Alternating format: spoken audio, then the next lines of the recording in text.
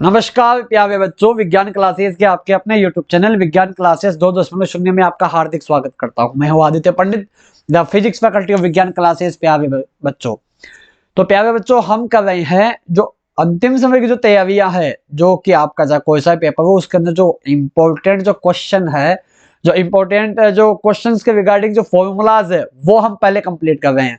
तो पहला भाग मैंने कंप्लीट कर लिया है, फर्स्ट चैप्टर, एक वीडियो एक चैप्टर। तो आज हम पढ़ेंगे स्थिर वैद्युत विभव और धारिता, ये पढ़ेंगे आज हम। तो आइए कक्षा को करते हैं शुरुआत। बोलिए गणेश जी महाराज की जय। अब देखिए भाई, इसमें कंप्लीट फॉर्मूला है भाई, कोई टेंशन वाली बात नहीं है, टोटल फॉर्मूलाज आ जाएंगे। जो सबसे पहले हम देखेंगे विभव क्या होता है।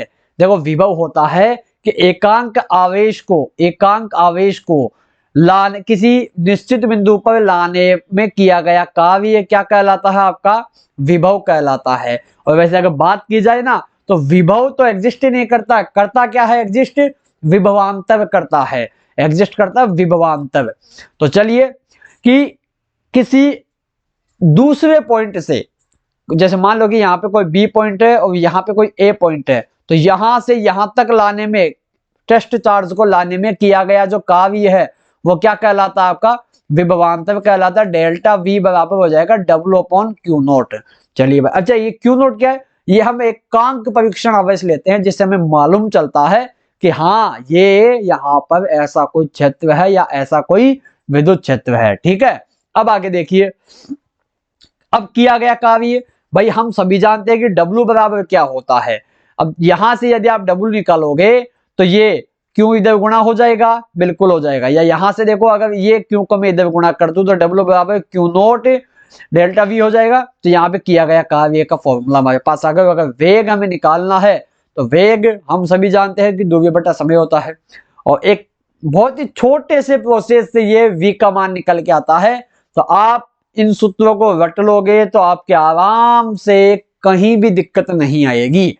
बोले, कहीं भी दिक्कत नहीं आएगी। अब आगे देखिए, पोटेंशियल ग्रेडियंट देखते हैं, विभव प्रवणता। यहां पे ऐसा भी दिया जा सकता है कि विभवांतर और विद्युत क्षेत्र की तीव्रता में क्या संबंध है। तो यहाँ पर delta we upon delta x, यहाँ पे जो नेगेटिव जो साइन है ना, वो रिप्रेजेंट करता है कि इलेक्ट्रिक फील्ड की दिशा के विपरीत जाने पर जो विभवांतर है वो घटता है। ये जो नेगेटिव साइन है ना, ये रिप्रेजेंट करता है कि ऋणात्मक दिशा, जो विद्युत क्षेत्र की दिशा के विपरीत जाने पर जो विभवांतर है या जो विभव है वो घटता है। अब आगे देखिए, अगर रेखीय समाकल के रूप में विद्युत विभव ज्ञात किया जाए तो ये इसका फॉर्मूला होता है।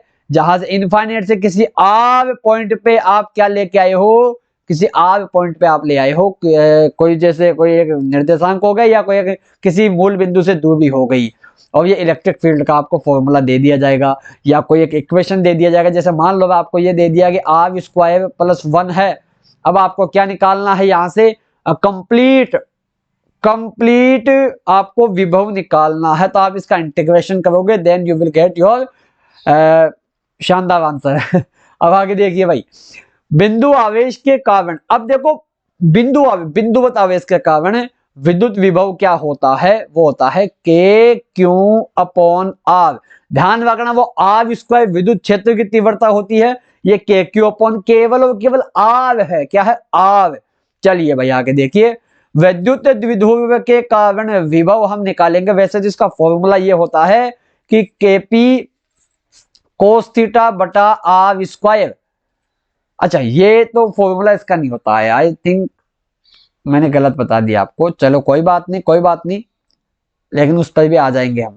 देखो, तो ये जो है यहाँ पे देखो, KP बटा R², कौन सी वाली स्थिति? अक्षीय स्थिति, यानी कि डाइपोल के अलोंग टू द एक्सिस, यानी एक्स एक्स की जो दिशा होती है ना भाई, उस वाली दिशा के अंदर यदि कोई बिंदु है तो उसके ऊपर लगने वाले विभव की गणना इस सूत्र से की जा सकती है। अब हम जानते हैं कि 1/4 पाई एप्सिलॉन का मान होता है 9 × 10⁻⁹, और एप्सिलॉन नोट का मान होता है 8.85 × 10⁻⁻²।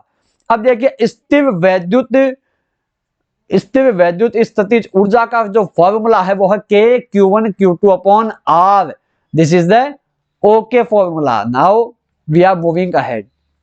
अगला देखो, अब निरक्षीय स्थिति है भाई। अब वैद्युत द्विध्रुव की निरक्षीय स्थिति के ऊपर आपको कोई भी पोटेंशियल नहीं मिलने वाला है, कोई भी पोटेंशियल आपको नहीं मिलेगा। और हाँ, एक बात और बता दूं मैं कि अनंत के ऊपर स्थित है कोई बिंदु या कोई पॉइंट या कोई चार्ज पार्टिकल, तो वहां पर भी हम जो विभव है वो शून्य कल्पना करते हैं या शून्य की गणना में लेते हैं। अब देखिए, वैद्युत द्विध्रुव के कारण किसी बिंदु पर विद्युत विभव, ये आ गया Kp cos theta upon r। ये तो वही बात थी भाई, हमने क्या गलत बताया था क्या? नहीं भाई, हमने भी सही बताया था, लेकिन वो सेटलमेंट हो गया। अब देखिए, वैद्युत द्विध्रुव को अब घुमाने में जो टॉर्क है, उस टॉर्क के द्वारा किया गया कार्य हो जाएगा W बराबर Pe थीटा नोट से थीटा। अब देखो आपके पास क्या है कि देखिए, आपके पास एक विद्युत क्षेत्र है, क्या है? एक, अरे भाई एक बार को इसको अच्छे से लेते हैं, थोड़ी सी इसकी साइज। आपके पास ये एक विद्युत क्षेत्र है, ठीक है, और इसके अंदर क्या रखा हुआ है? एक डाइपोल रखा हुआ है। क्या रखा हुआ है? एक डाइपोल रखा हुआ है, ये रहा। अब भाई इसको पहले ये ऐसे था, किसी थीटा नोट पर था, अब इसको थीटा एंगल से घुमाने में जो किया गया कार्य होगा, वो कार्य का फॉर्मूला आपका ये हो जाएगा। ओके, अब यदि थीटा बराबर 0 हो, यदि उसकी प्रारंभिक स्थिति विद्युत क्षेत्र की दिशा के अनुदिश हो, तो किया गया कार्य हो जाएगा Pe1 minus cos of theta. और अगर किया गया कार्य विद्युत क्षेत्र की दिशा की लंबवत हो, तब आपका जो किया गया कार्य हो जाएगा W बराबर Pe, जहां पे P क्या है? 2qa, विद्युत द्विध्रुव। अब यदि विद्युत क्षेत्र की दिशा के, अगर विद्युत, ये आपकी विद्युत क्षेत्र की दिशा हो गई वेक्टर, अगर इसकी अपोजिट डायरेक्शन में हो, तब आपको ये वाली कंडीशन बनेगी W बराबर 2Pe। ओके सर, आगे चले। बिल्कुल, अब जो किया गया कार्य है वो किसके रूप में स्टोर होता है? स्थितिज ऊर्जा के रूप में स्टोर हो जाता है। जैसे किसी कमानी को जब आप खींचते हो, तो वो जो आपने जो खींचने में जो काम किया है वो किसके रूप में स्टोर होता है? वो स्टोर होता है स्थितिज ऊर्जा के रूप में। और जैसे आपने अपना हाथ हटाया, तो वही स्थितिज ऊर्जा किसमें कन्वर्ट हो जाती है? काइनेटिक एनर्जी में कन्वर्ट हो जाती है। तो इसका फॉर्मूला ये हो जाएगा U बराबर माइनस का Pe cos of theta. Okay, अब इसकी भी 3 कंडीशन है भाई। थीटा बराबर यदि आप 0 रखोगे तो आपको ये मिलेगा, थीटा बराबर 90 डिग्री रखोगे तो कोई भी स्थितिज ऊर्जा ही नहीं होगी, और अगर 180 रखोगे तो maximum, this is the maximum value हो जाएगी ये आपकी, ठीक है, स्थितिज ऊर्जा की मैक्सिमम वैल्यू हो जाएगी। अच्छा, अब ये जो 180 डिग्री है ना, ये आपका अस्थायी साम्य है। क्या है? अस्थायी साम्य, अस्थायी साम्य। और यहां पे आपका स्थायी साम्य हो जाता है, ये स्थायी साम्य हो जाता है, इक्विलिब्रियम। अब आते हैं वैद्युत धारिता। अब देखो वैद्युत धारिता क्या होती है कि C बराबर होता है Q अपॉन V। अब एक बात और बता दूं मैं आपको सिर्फ इतना सा ध्यान रखना है कि अगर मैं एक घड़ा ले आता हूं मार्केट से, या घड़ा मैंने बनाया है, ठीक है, एक घड़ा मैंने मिट्टी का घड़ा बनाया है, तो आप देखोगे कि जो उसकी कैपेसिटी है वो फिक्स हो गई। आप उसमें 5 लीटर का घड़ा बनाया आपने, वो केवल उसके अंदर 5 लीटर ही पानी समा सकता है। जैसे मान लो कि जो कोल्ड ड्रिंक आती है, कोल्ड ड्रिंक जो बोतल आती है, जैसे मान लो मिरिंडा वगैरह कोई भी, वो बड़ी वाली जो 2.25 लीटर वाली होती है ना, अब 2.25 लीटर से ज्यादा पानी थोड़ी इसके अंदर आ जाएगा, नहीं आएगा ना। तो वहां पे देखो, आप उसके अंदर कितना ही पानी डाल दो, उसकी फिक्स है कैपेसिटी। उसी प्रकार से जो कैपेसिटर होते हैं, जो अपने पंखों में जो गोल गोल ड्रम लगे हुए रहते हैं ना, उनकी भी भाई फिक्स होती है कैपेसिटी। आप उसमें कितना ही चार्ज डाल दो, उसमें आप उसमें कितना ही पोटेंशियल डाल दो, उसकी कैपेसिटी में कोई भी चेंज नहीं होगा। ये एक भ्रम होता है कि भैया ये जो C है वो Q और V पे डिपेंड करता है, नहीं, ये डिपेंड करता है उसके आकार पे, उसकी प्रकृति पे और रखे हुए माध्यम पे। ध्यान रखना इस चीज का, कंफ्यूज नहीं होना है। आपको यह कंफ्यूज कर देता है एग्जामिनर कि अगर विभवांतर को 3 गुना कर दूं तो धारिता में क्या प्रभाव पड़ेगा? भैया कितनी चाहिए, 300 गुना कर दो, धाविता में कोई प्रभाव नहीं पड़ेगा। घड़ा जो है उसकी कैपेसिटी 5 लीटर है, आपके पानी ज्यादा डालने से उसकी कैपेसिटी 8 लीटर नहीं होगी, वो 5 की 5 ही रहेगी। अब देखिए विलगित गोलीय चालक की धाविता। अब भाई ये विलगित क्या चीज है? आप लोगों ने लॉकडाउन में एक चीज सुनी होगी, isolate ward, isolation ward, isolation, उसको आइसोलेट कर दिया है, उसको आइसोलेट वार्ड के अंदर रख दिया है, या उसको बाहर किसी गांव में, गांव के बाहर एक विद्यालय है उसके अंदर उसको आइसोलेट कर दिया कि ना तो वो कहीं मिलेगा ना इससे कोई मिलने जाएगा, बाहरी दुनिया से संपर्क, भौतिक संपर्क पूर्णतः नष्ट हो गया है उसका, तो उसका ही मतलब होता है विलगित। ओके, गोलीय चालक की धाविता होती है 4 पाई एप्सिलॉन नॉट के ए हो गई उसकी त्रिज्या। अब देखिए आगे, अगला है आवेशित संधावित्व की स्थितिज ऊर्जा के ये 3 फार्मूले आपको याद होने चाहिए प्यारे बच्चों। 1/2 CV square, Q square upon 2C और QV बटा 2। यहां पे आपका ये जो स्थितिज ऊर्जा का इंपॉर्टेंट फॉर्मूला है। ओके, अब देखिए समांतर प्लेट संधावित्व की धाविता। अब समांतर प्लेट संधावित्व की धाविता का जो फॉर्मूला होता है वो ये होता है कि C बराबर के epsilon not A upon D। अब मेरी बात सुनो, ये किस किस पे डिपेंड कर रहा है? ये मेरे 2 समांतर प्लेट संधावित्व है, ठीक है, इनके बीच की जो डिस्टेंस है, इनके मध्य जो माध्यम रखा हुआ है और इनका जो क्षेत्रफल है, इन 3 पे डिपेंड करता है, वो किसी पर भी यह निर्भर नहीं करता है। आप आवेश को कितना ही डाल दो उसके अंदर या आवेश को कितना ही कम कर दो, does not depend upon charge distribution and potential distribution, it's only depend upon the area of plates, the distance between 2 plates and the medium which is filled into the plates. इतनी अंग्रेजी आती है भाई मेरे को, कोशिश करते हैं। आगे देखिए भाई, अब यदि k बराबर परावैद्युतांक, अच्छा k क्या है भाई? देखो ये k है परावैद्युतांक। क्या है? परावैद्युतांक। क्या है? परावैद्युतांक। अब C नोट, यहां पे देखो अगर बात की जाए हवा की, तो हवा के लिए परावैद्युतांक का मान होता है 1, तो C note A upon D, अर्थात epsilon note A upon D, जहां पे एप्सिलॉन नोट हो गया निर्वात या माध्यम की विद्युतशीलता, जो कि सुनिश्चित करती है कि विद्युत बल रेखाओं की गति कितनी सुगम होगी या दुर्गम होगी। अब यहाँ पे अगर कोई माध्यम एप्सिलॉन में रखा हुआ है, तो एप्सिलॉन में यदि आप उसको रख दोगे, एक बार देखो मैं इसको मिटाता हूं और आपको मैं बताता हूं क्या होगा। छोटी सी बात है भाई, छोटी सी बात।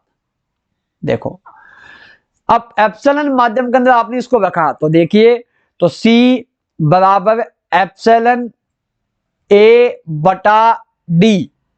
अब हम जानते हैं कि भाई एप्सिलॉन बराबर होता है एप्सिलॉन नॉट एप्सिलॉन R। अब देखो जो परावैद्युतांक है ना, वो वही चीज है, आप इसको एप्सिलॉन R भी लिख लोगे तो कोई घबराने की बात नहीं है, रिलेटिव परमिटिविटी। तो अब यहां से देखिए भाई, इसकी वैल्यू आप यहां पे रखो, तो C बराबर epsilon not epsilon R A D। और आप जानते हो कि epsilon not A upon D तो भाई इसका मान होता है, तो C बराबर क्या हो गया? एप्सिलॉन नॉट C नॉट, या C बराबर के C नॉट। देखो यहाँ पे वही बात आ गई कि ये, सॉरी यहाँ पे एप्सिलॉन नॉट नहीं आएगा, एप्सिलॉन R आएगा, मैंने यहाँ पे मिस्टेक कर दी, एप्सिलॉन R। वही बात है कि ये बता रहा है कि कितने गुना माध्यम में आप संधावित्व को काम में लोगे तो धाविता पे क्या प्रभाव पड़ेगा। अब इसके आगे देखिए, ये एक और इसका फॉर्मूला है Q अपॉन, अच्छा ये तो भाई आगे देखिए, इनिशियल जो इलेक्ट्रिक फील्ड होता है, इसके अंदर एक इलेक्ट्रिक फील्ड और बनता है। आप लोगों को कंप्लीट लेक्चर देखना है तो मैंने विज्ञान क्लासेस के ऊपर लाइव क्लासेस के रूप में उनको अपलोड कर रखा है, तो आप जाइए और उनको पूर्णतः विश्वास से देखिए, तो आपको पूरा इल्म हो जाएगा। अब आगे देखिए, आवेशित समांतर प्लेट संधावित्व के बीच लगने वाला बल क्या हो जाएगा? ये बड़ा गजब का है भाई। F बराबर हो जाएगा QE बटा 2। QE क्या होता है भाई? अरे QE विद्युत बल होता है। क्या होता है? विद्युत बल होता है। उसका आधा कर दो तो समांतर प्लेटों के मध्य वही बल लगेगा। ठीक है, अब आगे देखिए, आगे आता है ऊर्जा घनत्व। देखो भाई सीधी सी बात है, ऊर्जा घनत्व का डायरेक्ट फॉर्मूले से क्वेश्चन पुटअप हो सकते हैं आपके। तो इसका फॉर्मूला ये है कि 1/2 एप्सिलॉन नॉट ई स्क्वायर या के, जो कि आपकी परमिटिविटी है, सॉरी जो आपकी रिलेटिव परमिटिविटी है या परावैद्युतांक डाइलेक्ट्रिक कांस्टेंट है, एप्सिलॉन नॉट ई स्क्वायर। समांतर प्लेट संधारित्र की धारिता जब उसकी प्लेटों के बीच आंशिक रूप से परावैद्युतांक भरा हुआ हो, यानी कि ये आंशिक रूप वाली क्या बोला है भाई, ये देखो मेरे पास क्या है, 2 समांतर प्लेट संधारित्र है और इसका आंशिक रूप से ये देखो थोड़ी सी जगह खाली हो आसपास में यहां पर देखो ये वाली जगह खाली है, मतलब थोड़ा सा भरा हुआ हो या थोड़ा सा ही खाली हो, उस स्थिति के अंदर हम यहां पे भी यह सूत्र इस्तेमाल करेंगे, C बराबर epsilon not A upon D minus T plus T upon K। अब देखो संधारित्व का जो संयोजन होता है वो 2 प्रकार से होता है। अब देखो संधारित्व का संयोजन अगर ऐसा हो तो वह होता है श्रेणी क्रम संयोजन, जिसका फॉर्मूला होता है ये। अगर समांतर क्रम इस प्रकार से होगा, ये आपका समांतर क्रम हो गया, तो इसका फॉर्मूला होता है ये वाला। तो आपको आज के लिए इतना सा ही है, इस चैप्टर के अंदर कंप्लीट फॉर्मूला मैंने कवर करने का प्रयास किया है। तो प्यारे बच्चों बने रहो आपके अपने प्यारे चैनल विज्ञान क्लासेस के साथ, और हर दिन कुछ नया सीखने के लिए बेल आइकन को भी दबाते रहे। अब आपको कंप्लीट लेक्चर दिए हुए हैं, और अगर आपके कोई साथी है या आपके कोई ब्रदर है, सिस्टर है, यदि वो 2nd ग्रेड या वीट वगैरह या 3rd ग्रेड जो अभी जो मेंस वाला पेपर है उसकी फिजिक्स पढ़ना चाहते हैं, तो विज्ञान क्लासेस 2.0 के दरवाजे आपके लिए सदैव खुले रहेंगे। तब तक के लिए जय हिंद, जय भारत। मिलते हैं नए वीडियो के साथ।